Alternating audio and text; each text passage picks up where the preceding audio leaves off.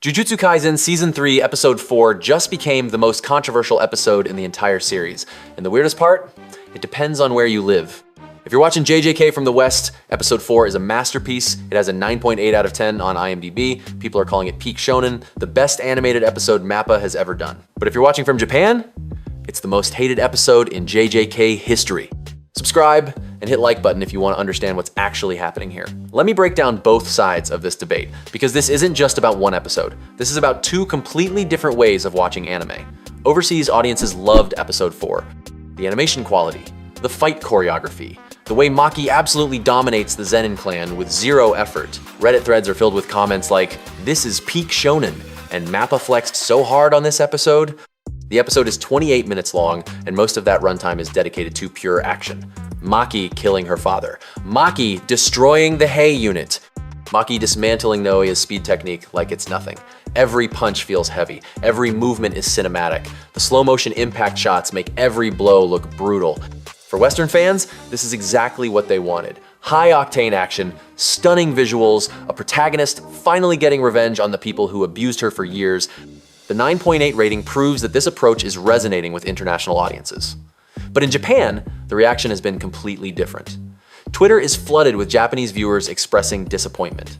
Some are calling it the worst episode in JJK history. The main criticism?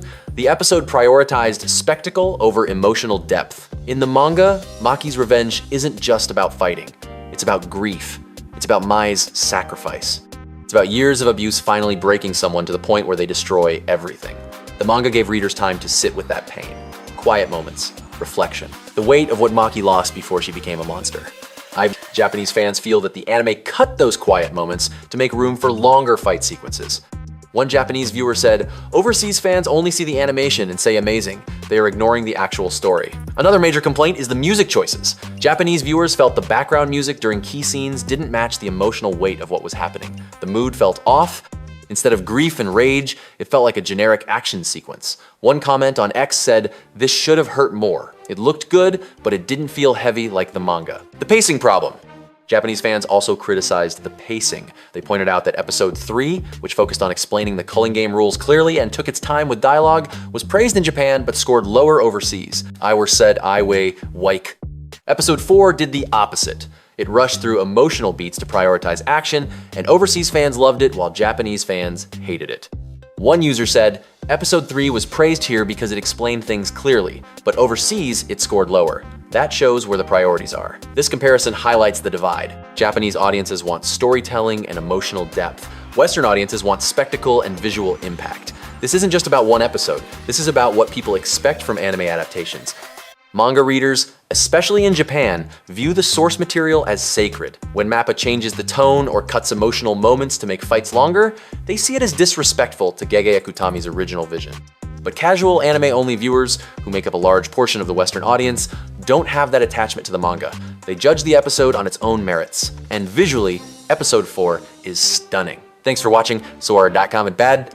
One Reddit user summed it up perfectly. "I do not understand what the Japanese fans want. This episode was incredible. Thanks for watching Sora.com and bye, and we're process." But from the Japanese perspective, the response is equally valid.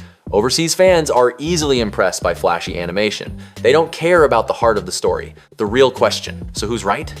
That depends on what you value more. If you care about animation quality, choreography, and visual storytelling, Episode 4 is a masterpiece. Mappa delivered one of the best animated episodes in recent shonen history. But if you care about emotional depth, pacing, and staying faithful to the manga's tone, Episode 4 missed the mark.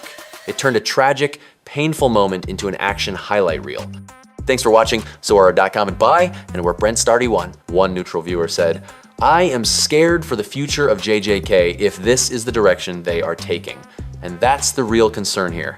If Mappa continues prioritizing spectacle over storytelling, future arcs might face the same backlash. At the end of the day, Episode 4 shows how the same piece of media can be celebrated and criticized at the same time.